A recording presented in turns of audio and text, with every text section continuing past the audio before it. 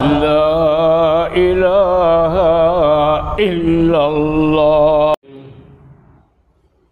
نحمده ونصلي على رسوله الكريم அளவற்ற அருளாளரும் நிகரற்ற அன்புடையவனுமாகிய அல்லாஹ்வின் திருநாமத்தால் ஆரம்பம் செய்கிறேன். அன்புக்குரிய பெரியவர்களே, நபிகள் நாயகம் ஸல்லல்லாஹு அலைஹி வஸல்லம் சொன்னார்கள், ஒல் யகுன் சமத்துக்க ஃபிக்ரன், உன்னுடைய மௌனம் சிந்தனையாக இருக்கட்டும் என்று நபிகள் நாயகம் ஸல்லல்லாஹு அலைஹி வஸல்லம் அவர்கள் சொன்னார்கள். நாவை ரொம்ப பேணிக்கொள்ள வேண்டும். ஒரு மனிதன் மௌனமாக இருப்பது, பேசுவது, இதை வைத்துக்கொண்டு அவன் எப்படிப்பட்ட அறிவுள்ளவன், அவன் எப்படிப்பட்ட ஆள் என்பதை நாம் தீர்மானித்து விட முடியும். எனவே நாவை பேணிக்கொள்ள வேண்டும் என்பதை அடிப்படையாக கொண்டுதான் நீங்கள் மௌனமாக இருங்கள் என்று நபிகள் நாயகம் ஸல்லல்லாஹு அலைஹி வஸல்லம் அவர்கள் சொன்னார்கள். மனிதனுடைய உறுப்புகளிலேயே மிக மோசமான உறுப்பு ஒன்று இருக்கிறது என்று சொன்னால் அது நாவு தான்.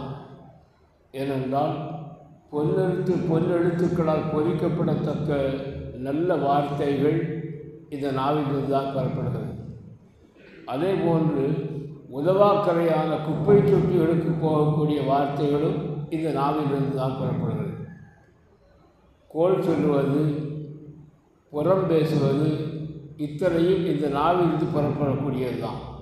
எனவே நாவினால் அதிகமான பாவங்கள் ஏற்படுகிறது. எனவே அந்த நாவை பேணிக்கொள்ள வேண்டும் என்பதற்காக வேண்டித்தான் மௌனம் சாதிப்பதில் சிறந்தது என்பதை பெருமானார் அவர்கள் இங்கே சொல்கிறார்கள். நாவு என்பது, நாவுக்கு எலும்பு கிடையாது. ஆனால் எலும்புகளை எல்லாம் உடைக்கக்கூடிய ஆற்றல் இந்த நாவுக்கு உண்டு. நாவுக்கு எலும்பு இல்லை, எலும்புகளை உடைக்கக்கூடிய ஆற்றல் இந்த நாவுக்கு உண்டு என்று சொல்லுவார்கள். ஒரு மனிதன் தாறுமாறாக தவறாக பேசுகிறான் என்று வைத்துக் கொள்ளுங்கள். அவனை பார்த்து எதிரே இருப்பவன் என்ன சொல்லுவான்?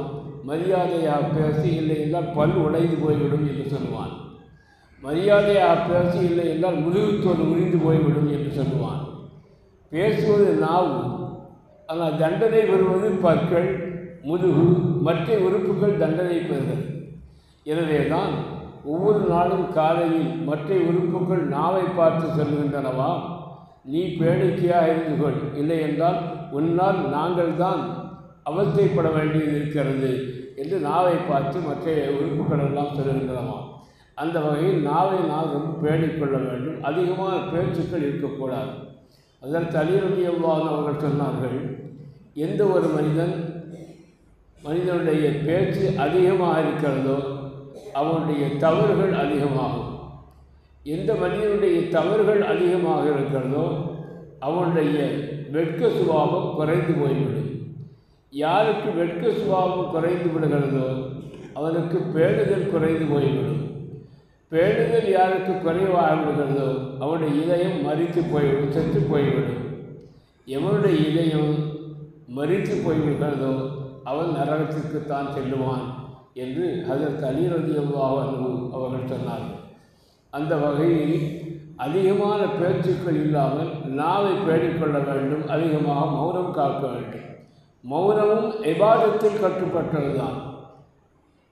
நான் பேசுகின்ற எல்லா பேச்சுக்களும் கேள்வி கணக்குக்கு உட்பட்டது. எந்த பேச்சு பேசினாலும் சரி, அதை பற்றிய கேள்வி கணக்கு நமக்கு உண்டு. ஆனால் திக்ருக்கு அப்படி இல்லை. திக்ர் செய்கிறோம், ஒரு மனிதனை பார்த்து நல்லவற்றை ஏவுகிறோம், ஒரு தீமையை விட்டு தடுக்கிறோம், அதற்கெல்லாம் பேச வேண்டியிருக்கிறது. 2 பேர் சண்டை பிடித்துக் கொள்கிறார்கள், அவர்களுக்கு மத்தியில் நாம் சமாதானம் செய்து வைப்பதற்கு பேச வேண்டியிருக்கிறது. இந்த பேச்சுக்கள் எல்லாம் அல்ல.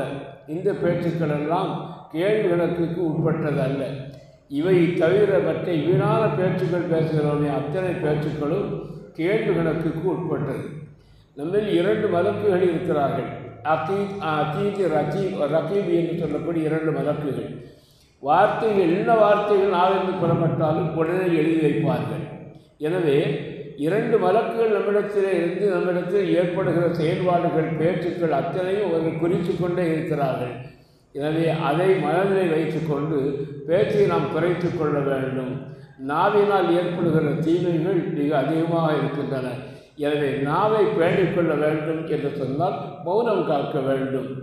நஜாத்தி என்றால் என்ன என்பதை குறித்து நபிகள் நாயகம் ஸல்லல்லாஹு அலைஹி வஸல்லம் அவர்களிடத்திலே ஒரு மனிதர் கேட்டார். நஜாத்தி என்றால் ஈடேற்றம் என்பது பொருள். ஈடேற்றம் என்றால் என்ன என்பதை குறித்து உக்பத்து பின் ஆமிர் ரலியல்லாஹு அவர்கள் கேட்டார்கள். அப்பொழுது நபிகள் நாயகம் ஸல்லல்லாஹு அலைஹி வஸல்லம் சொன்னார்கள், அம்சிக் அலைக்க லிசானக்க, உன்னுடைய நாவை நீ தடுத்துக்கொள், பேணிக்கொள், உன்னுடைய வீட்டை விசாலமாக்கிக்கொள், நீ செய்த தவறுகளுக்காக உட்கார்ந்து அழுதுவிடு. இதுதான் ஈடேற்றம். ஈடேற்றம் பெறுவதற்கான வழி இதுதான் என்று நபிகள் நாயகம் ஸல்லல்லாஹு அலைஹி வஸல்லம் அவர்கள் சொன்னார்கள். எனவே மொத்தத்தில் நாவை பேணிக்கொள்ள வேண்டும் என்பதற்காக வேண்டித்தான் நபிகள் நாயகம் ஸல்லல்லாஹு அலைஹி வஸல்லம் சொன்னார்கள், நீங்கள் மௌனம் காருங்கள், உங்களுடைய மௌனம் நல்ல சிந்தனையாக இருக்கட்டும் என்று பெருமானார்கள் அல்லாஹ் தஆலா அவர்களுக்கு செய்த அந்த உபதேசத்தை நமக்கு அவர்கள் இப்படி சொல்லி காட்டினார்கள். அடுத்த ஹதீஸுடைய விளக்கத்தை இன்ஷா அல்லாஹ் தஆலா நாளை தினம் பார்க்கலாம். அல்லாஹ் தஆலா அனைவருக்கும் நல்லது பாலிப்பார். பிஸ்மில்லாஹிர் ரஹ்மானிர் ரஹீம். அல்ஹம்துலில்லாஹி ரப்பில் ஆலமீன். ஹம்தன் யுவாஃபி நிஅமஹு வ யுகாஃபி மஸீதஹு வஃபனா யா கரீம் யா ரஹீம் யா அல்லாஹ். اللهم صل على سيدنا محمد وعلى آل سيدنا محمد وبارك وسلم عليه. اللهم اغفر لنا ذنوبنا وخطايانا كلها يا رب العالمين. اللهم حسن عاقبتنا في الأمور كلها وأجرنا من خزي الدنيا وعذاب الآخرة توفنا مسلمين والحقنا بالصالحين. وصل على النبي المصطفى محمد وعلى آله وصحبه أجمعين برحمتك يا أرحم الراحمين. الحمد لله رب العالمين.